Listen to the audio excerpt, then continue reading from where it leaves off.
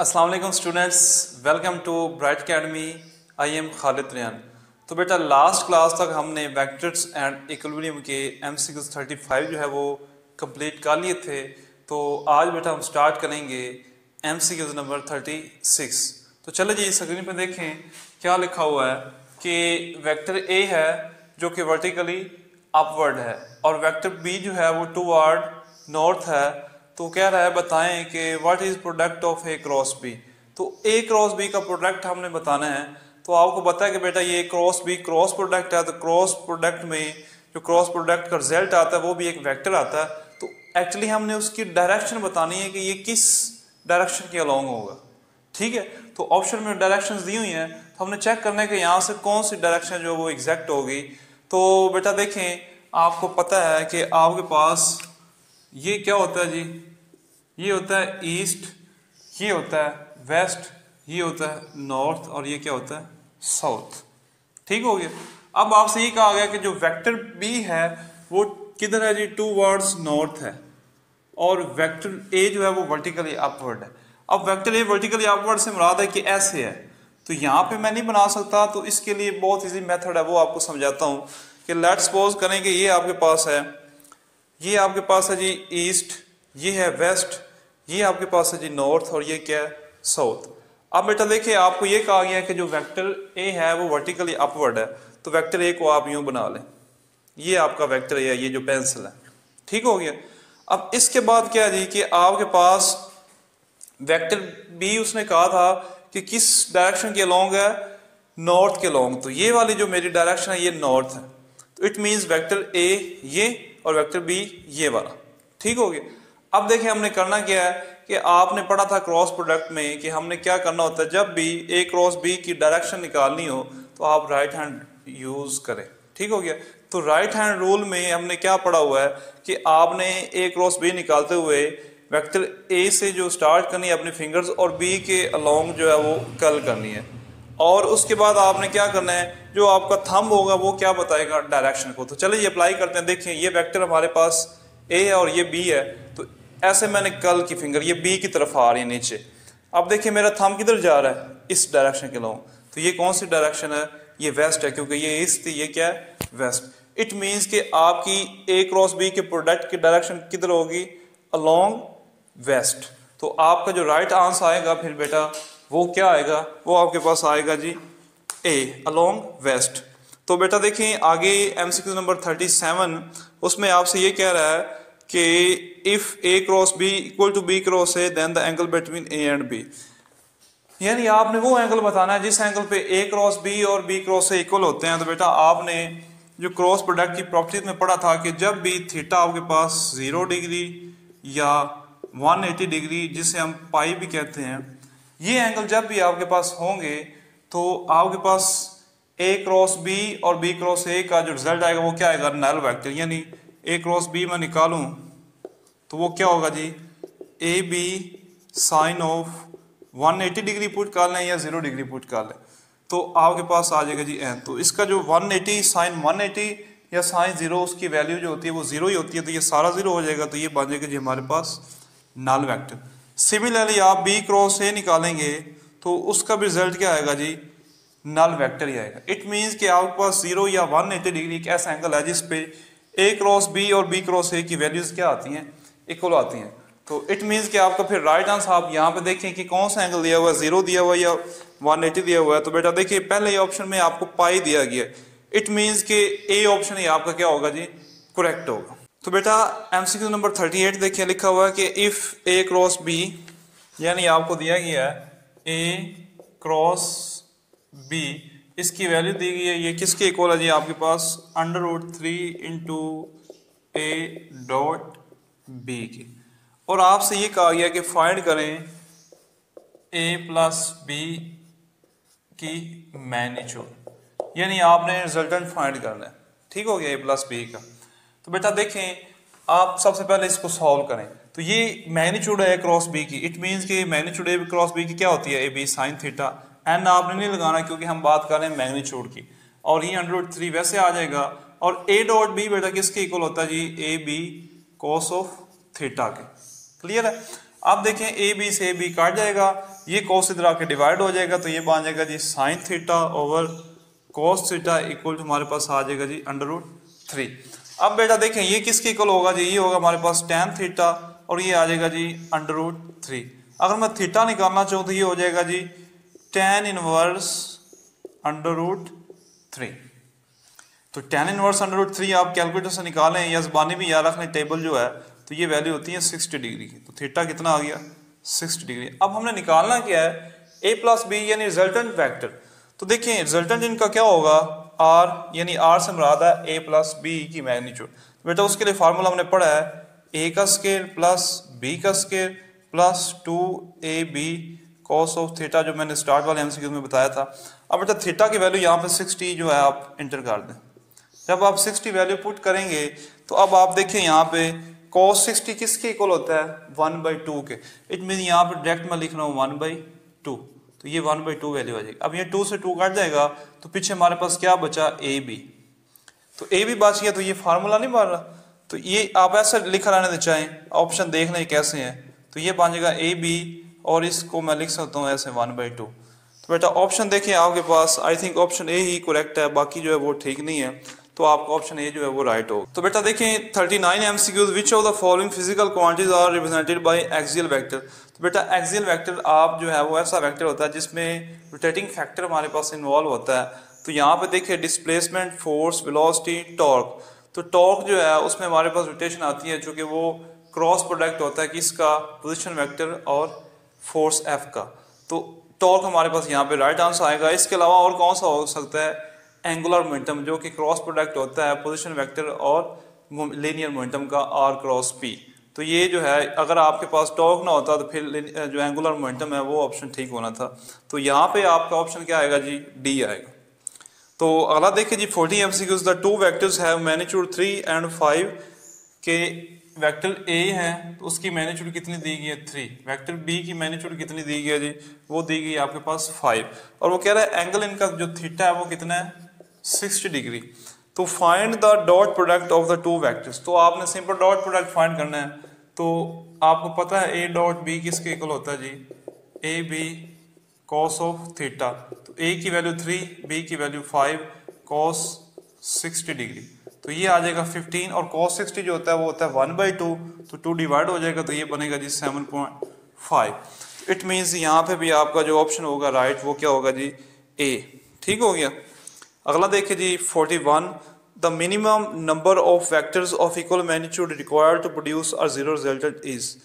वो ये कह रहा है कि जीरो रिजल्टेंट निकालने के लिए कम से कम आपको कितने वेक्टर्स की जरूरत पड़ती है।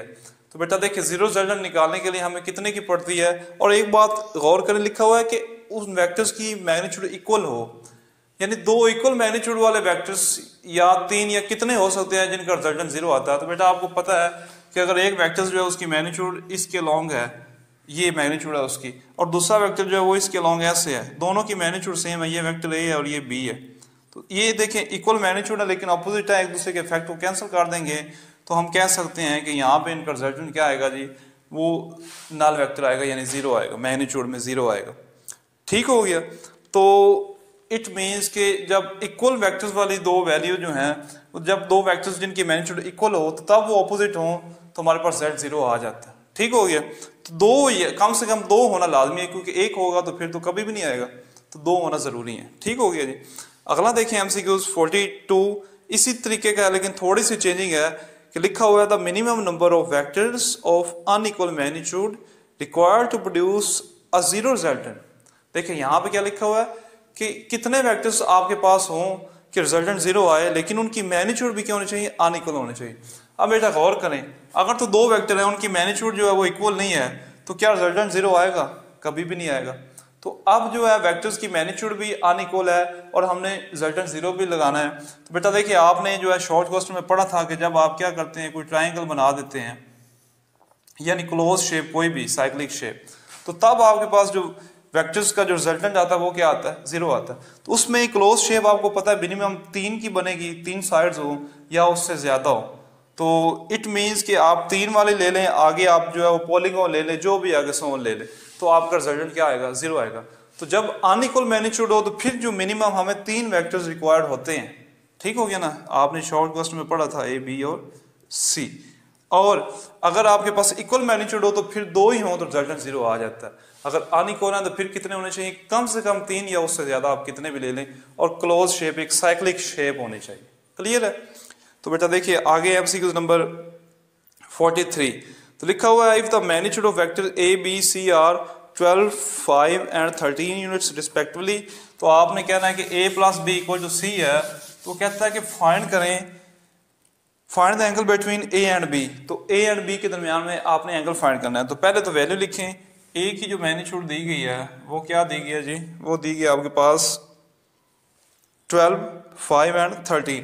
तो इसकी मैग्नीट्यूड है जी 12 और b की मैग्नीट्यूड क्या है जी, वो है 5 और c की मैग्नीट्यूड क्या है जी, वो है 13। तो बेटा आपसे ये कह रहा है कि आपने a और b के दरमियान में एंगल फाइंड करना है। कब? जब वो कह रहा है कि a प्लस b की जो मैग्नीट्यूड है वो इक्वल किसके है जी, c के। ठीक हो गया, तो c के इक्वल है, ये आपने करना। तो बेटा देखें अब a प्लस b जो है ये आपने फाइंड करना है। आपको पता है कि a प्लस b का जो रिजल्टेंट का हम फार्मूला निकालते हैं मैग्नीट्यूड का, तो वो क्या होता है, वो हमारे पास होता है जी a का स्केयर प्लस b का square plus 2ab cos of theta equal to हमारे पास आ जाएगा जी c। तो c की वैल्यू जो है वो आप यहाँ पे इंसर्ट कर दे, वो कितनी है जी 13। तो c की मैग्नीट्यूड जो है वो कितनी आ जाएगी 13। चले जी अब इसको सॉल्व करते हैं, तो इसके ऊपर स्क्वायर रूट भी आता है। तो अब बेटा देखें इसको सॉल्व करें, तो आप जो है वो स्क्वायर को खत्म कर दें, ये स्क्वायर रूट जो उसको खत्म कर दें, तो हमारे पास ये आ जाएगा सिंपल। तो ये वैल्यू पुट करें, 12 का स्क्वायर प्लस b जो है 5 का स्क्वायर प्लस 2 इंटू आपके पास आ जाएगा a की वैल्यू आ जाएगी 12 और b की वैल्यू बेटा क्या आ जाएगी 5 इंटू कॉस ऑफ थीटा, और ऊपर हमारे पास क्या आ जाएगा जी, इसका आप स्केल लेंगे तो ये खत्म हो जाएगा, और इस तरफ क्या आ जाएगा जी 13 का स्केल। दोनों तरफ आपने स्केल ले लेना, तो ये स्केल रूट खत्म हो जाएगा और 13 का क्या आ जाएगा स्केल। बेटा देखिए अब हल करें इसको, तो ये कितना हो जाएगा 144 प्लस ये कितना हो जाएगा 25 और ये कितना हो जाएगा 24 और 5, 5 10 और ये हो जाएगा जी 120। ठीक हो गया, और cos थीटा इक्वल टू हमारे पास आ जाएगा 169। क्लियर है?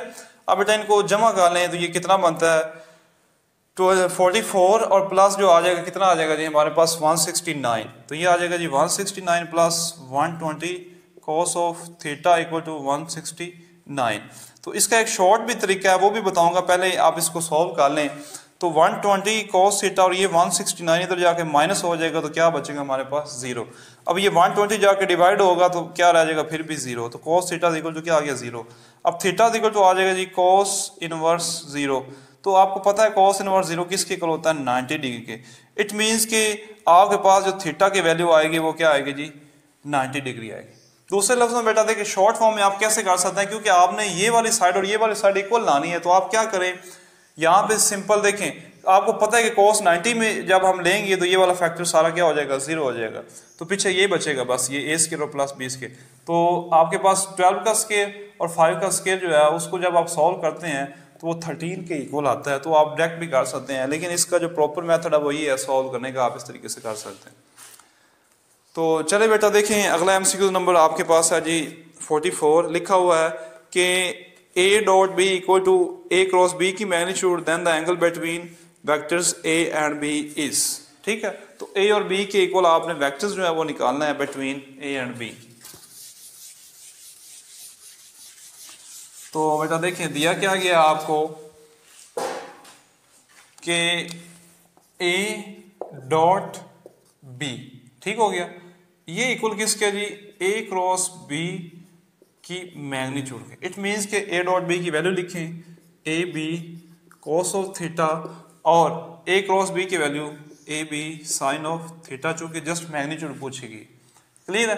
अब बेटा देखें ये a b से a b कट गया, ये cos थीटा उधर जाएगा डिवाइड हो जाएगा, तो साइन थीटा और क्या आ जाएगा आपके पास cos थीटा, और यहाँ पे बचेगा क्या फिर 1। इट मीन्स कि अब आपके पास जो tan थीटा है वो इक्वल टू किसके हो जाएगा जी 1 के। तो थीटा इक्वल टू आ जाएगा जी tan इनवर्स 1।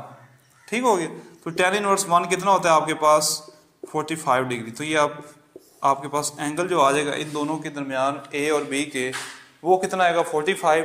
तो यहाँ पे चूंकि रेडियन में दिया गया है तो आप इसको रेडियन में कन्वर्ट करें तो ये बनेगा जी π/4। तो आपका जो राइट आंसर आएगा वो क्या आएगा जी π/4। अच्छा जी बेटा देखिए अगला एमसीक्यू था जी 45। If a unit vector is represented by 0.5i plus 0.8j plus ck then the value of c is. तो बेटा आपके पास लेट्स सपोज कि एक वेक्टर है और उसकी वैल्यू दी गई आपके पास 0.5i प्लस 0.8j और प्लस ck, ये आपके पास वैल्यूज हैं और आपको ये कह रहा है कि आपने c की वैल्यू यहाँ पे फाइंड करनी है ये वाली। तो देखें जी इसकी मैग्नीट्यूड लेते हैं। तो ये वेक्टर ए है तो इसकी मैग्नीट्यूड क्या हो गई ये, ठीक हो गया। और इधर क्या होगी मैग्नीट्यूड, इन तीनों का स्केल लेने, ए का स्केल प्लस बी का स्केल और प्लस क्या आ जाएगा सी का स्केल। क्लियर है। तो ये आप स्केल हो जाएगा। अब उसने कहा कि ये ए जो है एक यूनिट वेक्टर है, इसका मतलब कि इस वेक्टर की मैग्नीट्यूड 1 है। इट मीन यहाँ पे आप पुट कर दें 1, यानी इसकी मैग्नीट्यूड क्या है 1 है। और इधर क्या आ जाएगा 0.5 का स्केल। बेटा ये ले ले 0.5 का स्केल कितना होता है 0.25। 0.8 का स्केल क्या हो जाएगा जी 0.64 और प्लस सी का स्केल। अब देखिए इस स्केल रूट को खत्म करने के लिए दोनों तरफ क्या ले लें स्केल ले लें, तो ये खत्म हो जाएगा, इस तरफ क्या आ जाएगा स्केल आ जाएगा। ठीक हो गया। तो ये 1 जाएगा और ये क्या हो जाएगा जी 0.25 और 0.64 कितना आ जाएगा जी 0.89 और प्लस सी का स्केल। अब बेटा इसको इधर ले आए तो ये बन जाएगा 1 minus 0.89 equal to C square. तो अब सी स्केल की वैल्यू क्या आ जाएगी जी आपके पास 0.11, इसका स्केल रूट ले ले तो ये बनेगा जी सी इक्वल टू 0.11 और स्केल रूट। तो बेटा ये आपके पास सी की जो है वो वैल्यू आएगी यहाँ पे। तो आपका जो राइट आंसर आएगा वो क्या आएगा फिर बी आएगा। तो बेटा आज जो है इस लेक्चर में हम जो जो है वो 10 MCQ से डिस्क करेंगे। तो इंशाल्लाह अगले लेक्चर में हम जो है अगले जो स्टार्ट करेंगे 10 MCQ। तो आपको ये वीडियो पसंद आई है तो आपने इसको लाइक करना है और चैनल को सब्सक्राइब करें और इसको अपने दोस्तों में शेयर करें ताकि वो टाइमली जो है वो अपनी एंट्री टेस्ट की जो तैयारी है वो स्टार्ट कर दें और उससे उनको फ़ायदा हो। Thank you.